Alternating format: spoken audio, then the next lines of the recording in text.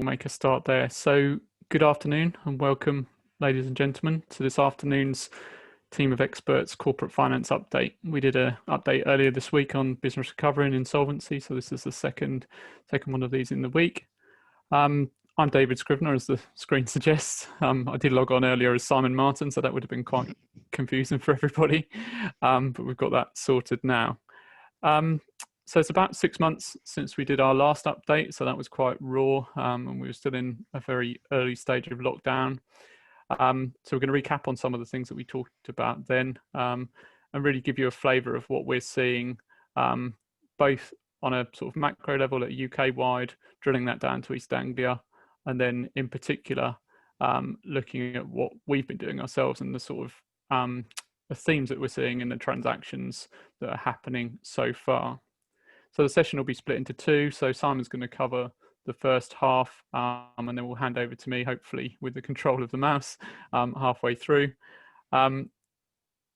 We will be running a Q&A function. So if you're familiar with Zoom webinars, if you sort of move your mouse, you'll see there's a Q&A function at the bottom.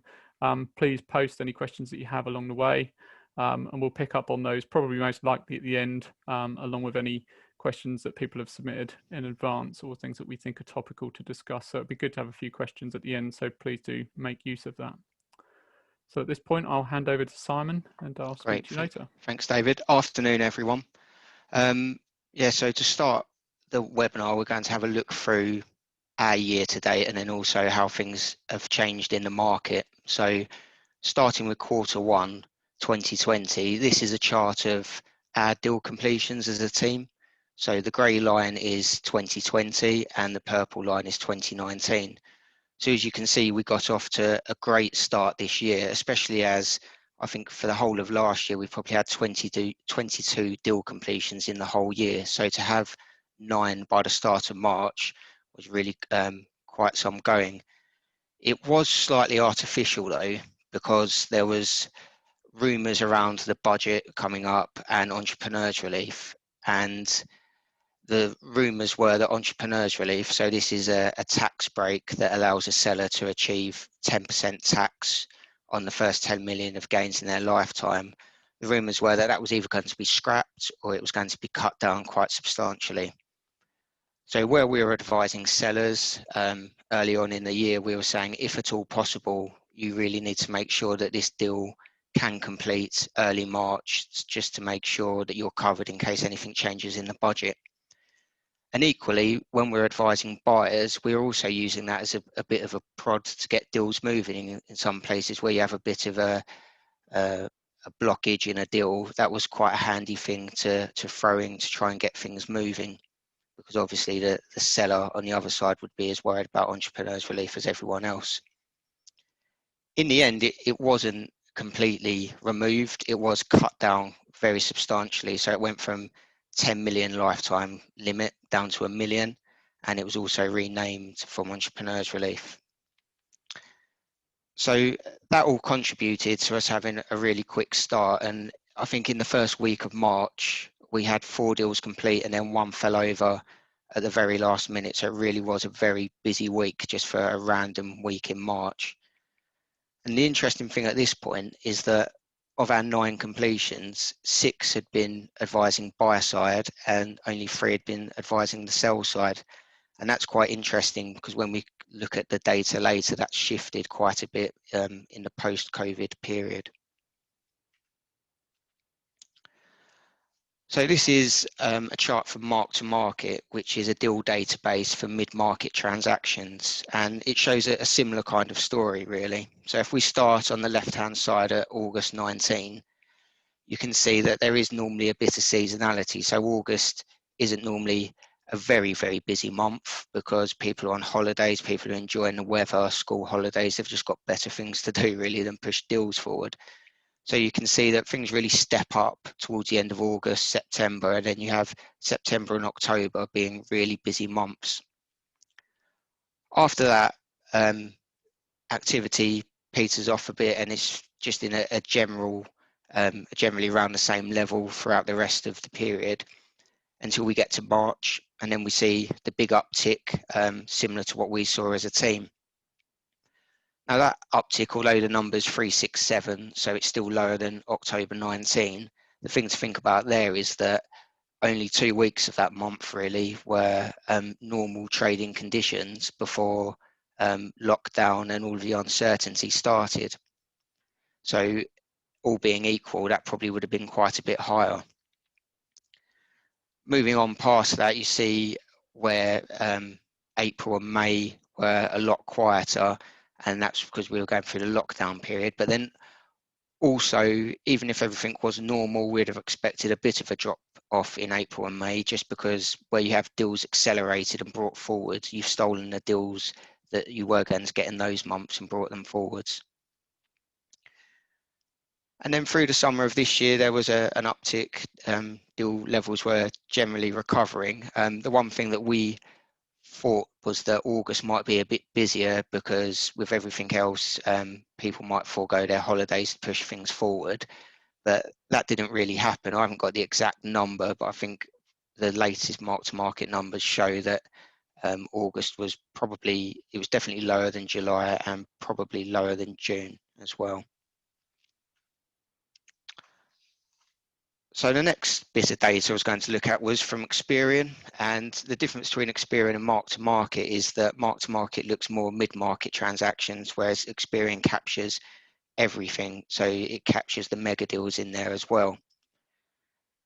And the left-hand side of this table shows the value, which, because it captures mega deals, can easily be skewed from one year to the next. So it's not really as useful for us to use. As you can see, it shows that for the first 6 months of 2020 compared to the first 6 months of 2019, values were actually up 23%, whereas that's not really reflecting what was going on a day-to-day basis. So the right-hand side of the table is more useful to review. And as you can see, United Kingdom as a whole was down nearly 36%. And within there, you've got some real big swings. So Scotland was down 73%, Northern Ireland that was down 65%. And people talk about the East having quite a resilient economy. And this sort of supports that, because you've got deals in the first 6 months of 2019 at 293, and then in the first 6 months of 2020 there were 243, and the drop off of 50 deals there is about 17%, which is actually the best performing of any region. I thought it'd be useful to take that a step further and reverse engineer it to have a look at what Q2 actually looked like within that data, because Experian normally publish data for Q1 and then H1, but this year with everything else that was going on, they decided not to publish Q1. But there are the numbers available in the text elsewhere. So for Q1 of 2020, there was 161 completed deals in the East compared to 101 in 2019. So that shows the uptick that we were talking about before, and mirrors what we'd expect to happen really, because you've got deals that have been accelerated. And then from there, you can deduce that Q2 had 82 completions compared to 192 in Q2 of 2019. And when I first looked at those numbers, I thought that is not very promising at all. That's quite a big drop. But then when you think about the fact that deals have been accelerated, so you'd expect a bit of a drop off as well. And then when you think about just what exactly was going on in that period of April, May and June, and how uncertain things were, especially in April when everything was new, no one had planned for it, people were just worrying, will their business survive, let alone looking at acquisitions. So the fact that there were still 82 deals that completed this is actually from lockdown period of 23rd of March through to 30th of June. To have 82 deals complete in that period is quite impressive, I think, and hopefully that shows that it used to be in good stead going forwards. Going back to our data as a team, this shows our completions of this year compared to last year. And I was quite surprised when I put this together to begin with, that we are exactly where we were last year at this point. So the orange line is 2019 and then the grey line is 2020. That said, you can see the shape of it is a lot different this year. So we got off to the great start up to Q1, and there's a bit of a shelf where not much happens, and then there's another step up and not much happens. So it's quite lumpy as you go throughout the year, whereas last year it was a bit more of a smooth line going through. And within that, our type of work has also changed a bit. So talking through a couple of the deals or a few of the deals that have gone into this data, our first deal in a lockdown period was a distressed deal in early April. And at that point, we thought that this was probably a sign of things to come, and a lot more of our work would be on the distressed side. Whereas to date, of these 19 deals, I think only 2 were distressed. So probably a lot better than we expected to be at this point. But this deal was an educational entity that derived all of its income from overseas students coming over. They had a deal already to complete in March, but then when COVID hit, the buyer was spooked and pulled out, as would be expected, really.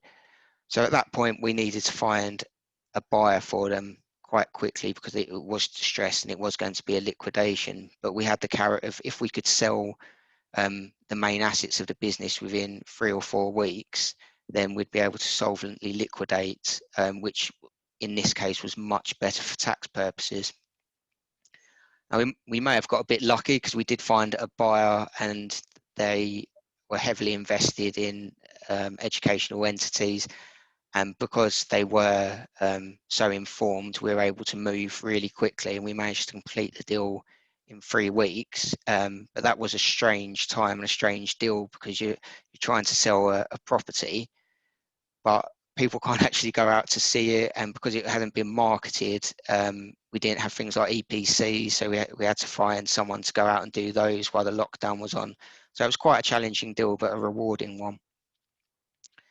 And then we went for a few months without not much in the way of completions going on, but we did have enough work within the team. We were quite sheltered by the fact that we had such a busy Q1. We had lots of deals complete, so there was lots of work on those deals, so completion accounts and ad hoc advisory, just to keep things ticking over until the next lot of deals came in.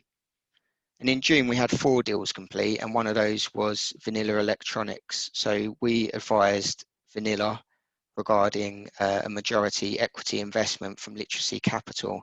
And Vanilla's a really nice, profitable business. It's really growing, but they were just looking for a bit more funding to help them grow so they can go off and be acquisitive. That deal was the first regular transaction that we'd completed completely in lockdown. So I think heads were signed mid-May, and then the deal actually completed at the end of June, which was a really quick turnaround. And in the end, we had all of the deal documents ready to go. It was just literally waiting for the tax clearance to come back. But that was a really nice deal to be involved in. And then recently we've had another flurry of completions, and one of those is a bit of the exception to the rule of this year, really, because this was advising a trade buyer. David and Andrew Warner advised Cited on their acquisition of another entity in the medtech sector. And the reason I say that's a bit of an exception to the rule is that there just hasn't been as many trade buyers around in this period. There's not people that are either buying competitors or buying up and down the supply chain. Those transactions just don't, or those buyers are just in short supply at the moment, unless there's a real strategic reason. It's not as if someone just thinks it would be nice to purchase them. It's more really informed buyers that are doing this as part of a plan. And that shows in the split of our work. So from before, in Q1, we had 9 completions and only 3 of those were sales side. Now of our 19, 10 of them are sales side. So of the last 10, 7 have been advising sellers. And in the pipeline, we've got really nice jobs coming in now, really good prospects, but it is still more sellers coming through the door rather than buyers. And at the moment, that hasn't had much of an effect, but the longer we go along without having trade buyers in the market, the more likely it is that there's going to be some impact on the multiples going forwards, because at some point you're going to have someone who just needs to get out, they need to retire. And if an MBO is not an option, an EOT is not an option, there's no management team, they might end up taking less than they think the business is worth or the intrinsic value of it just to get out. And that deal becomes a published multiple. And then for the next person that's looking at putting together a transaction, they look at the multiples and it becomes a bit of a self-fulfilling prophecy. So that is all from me. I think David's going to go through multiples in a bit more detail now. Thanks, Simon. Hopefully, Christy can just switch across control. And I'll start. Yep, that's perfect. Thank you. So Simon talked about the activities sort of leading into what we've been seeing. So the question there is, are multiples, which are generally the main basis for valuing the types of businesses that we're involved in, are they holding up? Well, yes, the answer is at the moment. There's currently no noticeable shift in headline figures. But if you tuned into our update earlier in the year, you will realize that normally in a recession, what happens is there's a delay, and the impact of that multiple reduction takes time. Normally because a lot of the transactions that are completed shortly after a recession started have actually been sort of baked or earmarked pre any financial distress. So it does take time for that to come through. We are seeing that deals are taking longer. That's a familiar theme that we're seeing when we're talking to our competitors and talking to lawyers and bankers and other funders. And that's really down to more due diligence. And that's perfectly understandable. If you're a buyer, then what you're really concerned about is this business still going to be producing the same level of income and profitability that it was pre-pandemic to what it's going to be doing going forwards. I'll talk about that in valuation terms later on. But understandably, buyers are taking more care. That is leading to the notion of price chipping. So that's a sort of late value reduction. We've seen this on a number of transactions already this year, and it feels certainly more prevalent than it would do in normal circumstances. We had an example recently where there was quite an interesting price chip exercise, but actually we were able to defend it. But we certainly think that will become more relevant as we go through this economic situation.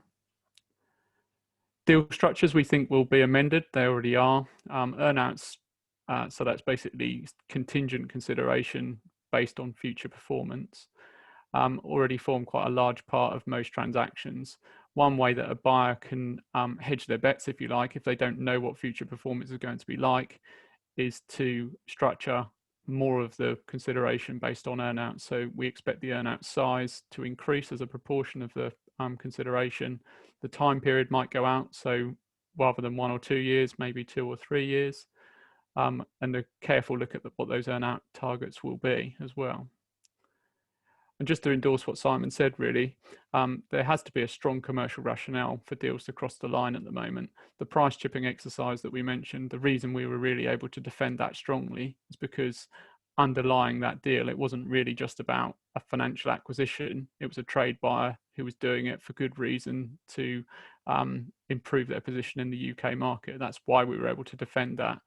I think if it's purely financially driven and you've got vendors who are not willing to budge on price, that's when we think deals might struggle to get across the line. So this is a snapshot of multiples. We often quote different ranges of multiples. There's lots of different data out there, and it's very difficult actually to get really accurate data on private company sales and acquisitions. But what is interesting here is the range of multiples. So this comes from a facility called Deal Suite. And the range of multiples here ranges from just over 8 for IT services and software development, a really popular sector at the moment, right down to sort of 4, just below 4 for things like hospitality, tourism, construction, engineering. So these figures were for H1 2020, first half of this year. So unsurprising really that those sectors that are struggling in terms of the pandemic are those that are attracting the lower multiples. And we would expect over time that generally most of those multiples will fall as things get a bit tougher. In terms of deal structure, we're seeing some quite novel or innovative approaches to deal structure as buyers try to deal with the impact of COVID-19. So we're seeing some buyers ignore 2020 performance completely and say, right, we'll focus on 2019 and before that. And that's what we're going to base our valuation on if 2020 results have been adversely affected. We're seeing the emergence of something called EBITDA. We like our abbreviations. EBITDA is a profit approximation for cash, but it stands for earnings before interest, tax, depreciation, and amortization. And the C stands for COVID. So what you're trying to do is adjust for COVID-related items. That could be positive or it could be negative. So it could be that you've lost a lot of turnover because of COVID. It could be that you've gained a lot of turnover because of COVID. And things like furlough payments and other government incentives, all of those things need to be considered. It's really quite a difficult thing to do to get EBITDA to be a reasonable approximation of what FY20 would have looked like, which I think is why 2019 or any period before the pandemic is actually going to be a preferred route if you're trying to establish what a business might get back to if it's in a sector that isn't going to be affected long term by COVID. The other side of business valuations is what balance sheets look like, and we understandably have seen more debt taken on by a lot of companies post-pandemic. Generally, things like CBIL loans or bounce back loans have been taken on, and those are usually a simple debt adjustment, so they will reduce the value of a company. Some things that we're seeing that are slightly less obvious are things like VAT. So if you deferred the VAT quarter that every company in the UK was able to do between March and June, that's not now due until March next year, and in fact has actually been deferred for a 12-month period after that to be paid in instalments. That is likely to be treated as debt in a transaction, so reducing the equity value, reducing the value of the shares, because in normal circumstances you would have paid that VAT liability. So you ought to have more cash in the balance sheet as well. So really all of those things put together, and this is what Simon covered in detail back in April, May time, was you need to be aware that triple impact of COVID-19 on valuations. Earnings might be affected. The multiple in the short to medium term we would expect to be affected. And if the company's taken on debt or has taken on deferments that have been allowed, then again, that might be a reduction in value as well. So those are the sorts of things to look out for. In summary, what are we seeing currently? Well, Simon's already confirmed this really, but a better than expected deal flow so far. Decline in activity of trade buyers, and we expect to see that mismatch with the number of sellers. Seeing that our portfolio at the moment looks like it's seller heavy. If there aren't enough buyers, that's going to cause a problem at some point in the market. People will want to sell, that won't disappear as a result of the economic consequences of the pandemic. People still will want to sell, and in fact it will drive some people to want to sell because they've basically just had enough. Whether it's the right time to do that or not depends very much on the company and the industry. But we are seeing a flight towards more controllable exit planning, so management buyouts, MBOs, remain really popular, and employee ownership trusts or EOTs are becoming more so. And also we're seeing an increase in private equity activity in the east of England. So covering each one of those in brief detail, so I could do an entire webinar on MBOs and have done before, but just in summary, obviously a management buyout is where the management of a business buys out the existing shareholders either partially or fully. The reason MBOs are popular in moments like this is that shareholders can very much control how a transaction works. They are the one that can, to an extent, dictate the valuation. They're only going to go to one buyer. They're not putting a for sale sign up and saying, here you go, make me an offer. It's very much a controllable transaction from their point of view.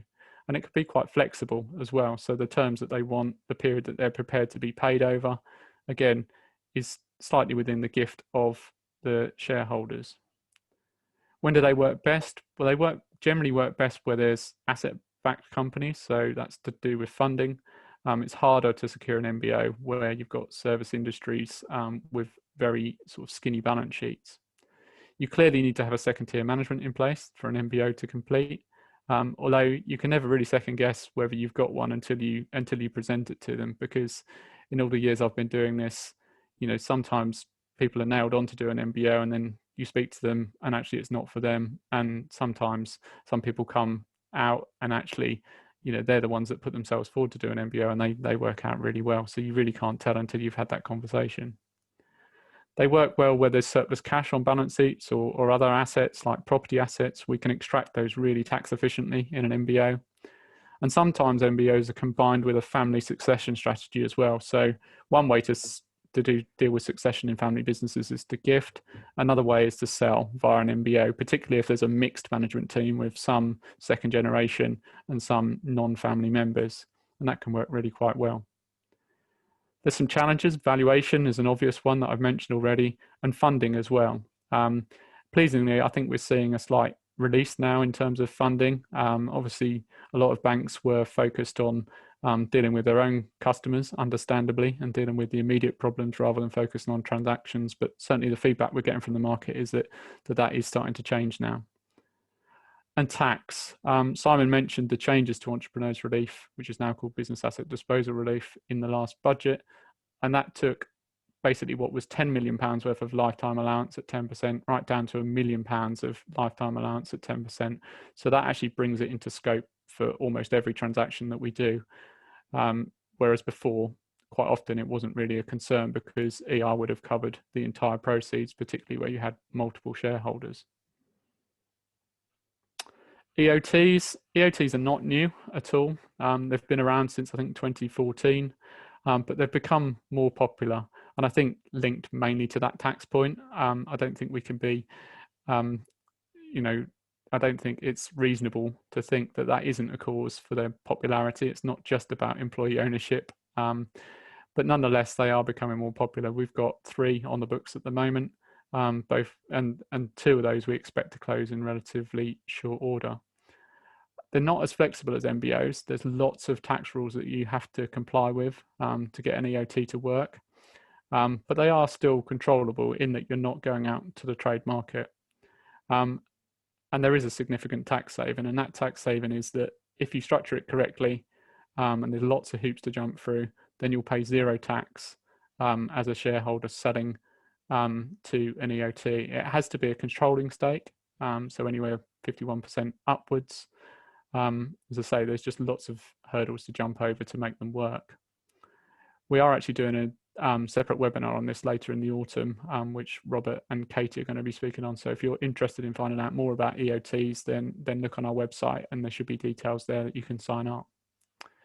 When do they work best? They work best where there's a long-term strategy for employee ownership. They're not really a vehicle to be used just to bank the tax relief. Really, there has to be a plan for long-term employee ownership because it's difficult to reverse, and suspect that it will be difficult if you retain any shares. If you don't sell all of your shares to an EOT, how will you exit? How will you gain value for that minority stake going forwards? They tend to work a bit better where there's a larger workforce. It can be quite problematic where you've got very small numbers of employees, but they don't have to be super big companies. So yeah, a few more employees make them more worthwhile. And again, much like MBOs, potentially surplus cash or other surplus assets or existing facilities that haven't been used. Current challenges with EOTs are much like MBOs. Valuation, what number do you put on it? Funding, is there funding out there for an EOT? And there is. I mean, I think when EOT started to become popular, say 2 years ago, the funding world took a bit of time to recognise that they were, a well-trodden path for exit strategies, and that's only growing as we go forward now. So I don't think it's such an issue. And clearly, tax isn't such an issue in an EOT because if you structure it correctly, then you ought not be paying anything as a shareholder. Private equity, Simon's mentioned a couple of the deals already. Cited and Vanilla were both private equity-backed transactions that we were dealt with during the pandemic. So they typically fund transactions like MBOs or growth capital, whether to fund a business to make more acquisitions or just simply for development capital. It could suit your client. I think in East Anglia, historically, private equity has kind of been a bad word and not many people have looked towards it. But generally, it needs to be quite a profitable business. I've put on there up to about a million of profit and over. But there are private equity funds that will look below that. But most private equity businesses will be acquisitive. So if they're already backed by private equity money, then it may be that they're looking at smaller acquisitions to become a bigger entity themselves. So it's not just about that headline level of £1 million worth of profitability. There has to be potential to achieve growth, but depending on the fund or the investors that you're talking to, that growth could even need to be quite short and rapid. But there are also some long-term investors out there as well. They work really well where there's a management team who will continue post-transaction. There aren't many private equity investors who will invest and be hands-on. There are some, but generally there needs to be a management team capable of running the business. And we've engineered a lot of transactions where younger owners want to take some of their equity value off the table, de-risk themselves personally, but are likely to want to go again. So they keep a significant stake in the business to grow it substantially and then sell the business again in 3 years, 4 years, 5 years, whatever the time period is. So they're not the big bad wolf that lots of people think that private equity are. A lot of the time they're quite passive. A lot of the time they also bring some really good ideas and disciplines into businesses. So they're well worth looking at. And we have seen an increase in their appetite to look at regional deals. That happened in the last recession, and I expect it will happen during this recession more and more. So to wrap up before we go on to questions, so some key takeaway thoughts. Deal activity is holding up, but there's a clear shift in the type of deals. We've seen a shift from buy side to sell side, and is there going to be an imbalance there long term?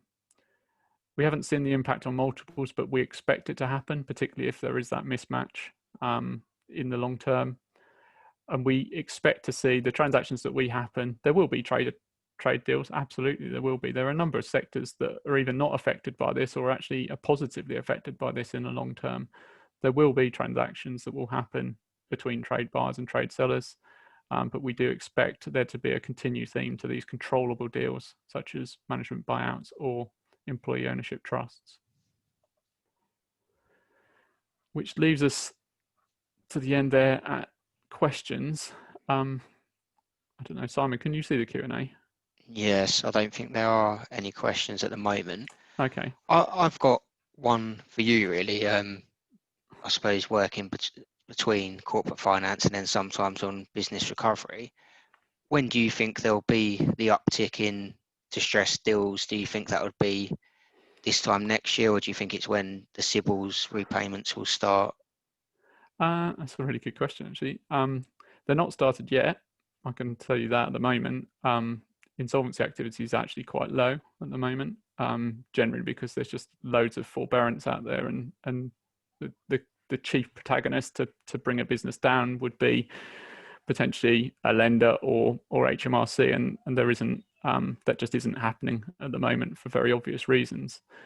But I would expect probably Q2 next year, which will probably be in line with both the government-backed debt becoming repayable, and although it hasn't got to all be paid in one go now, the VAT deferment coming around. I think the biggest danger for companies at the moment is, a lot of them have actually stockpiled cash, and I think there's a danger that they could be complacent, use it to the wrong means, even extract it.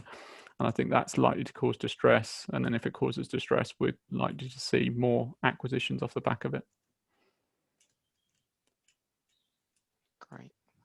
One question that somebody asked me in advance was actually about business asset disposal relief and whether we think it will survive the next budget. Don't know what you think. That's a difficult one, isn't it? It's almost like now it's so small. Is it really saving that much anyway? And it could go either way. So it could be that the government just think they can get rid of it without it causing much of a problem because they've already chopped it down from 10 million to 1 million, or it could be that they look at it and the savings from getting rid of it means that it can just carry on in its form at the moment. Looks like we have got a question on here now. So a question that says, have we seen a change in the cost of debt capital over the last 6 months on deals? I don't think we have seen a noticeable shift actually so far in the transactions that we've been involved in. I don't think we have. Is the simple answer to that. There've not been that many debt-backed acquisitions that we've seen in our team yet. So it's probably quite a small population to make that statement on, but we haven't yet seen an increase. I think the other question is, as we move through further stages of COVID, could we see any valuation multiples reducing further? And also, are there any concerns that longer term taxation increases could impact? Yeah, I mean, absolutely. I think I talked about whether business asset disposal relief will remain or not. That's probably not a huge issue in some respects, because there's actually quite a small amount of relief at the moment. It's worth £100,000, £1 million at 10%. But if the main rate of CGT goes up to income tax rates, which is one of the rumours, then that's going to have a huge effect potentially, because if you're looking at 40 or 45% rate of capital gains tax, I hope it doesn't go there for obvious reasons. But actually, I think there's lots of research into this across the world, and if capital gains tax rates go that high, people just stop selling things. It just becomes too penal. So I'd like to think that won't happen, but who knows? They need to raise money somehow.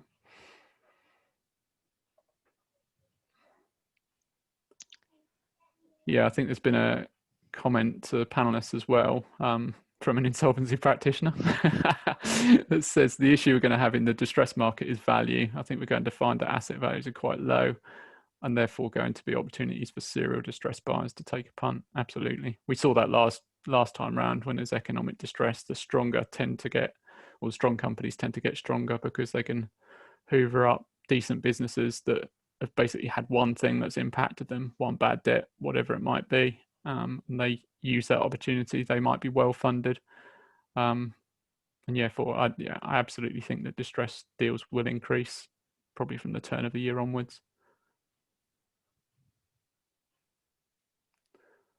I think that's probably it by the looks of it in terms of questions. Thank you everyone for that. It's really helpful to contribute, and we're willing to take any other questions afterwards if you'd like to drop us an email or get in contact with Christy, who organised the webinar.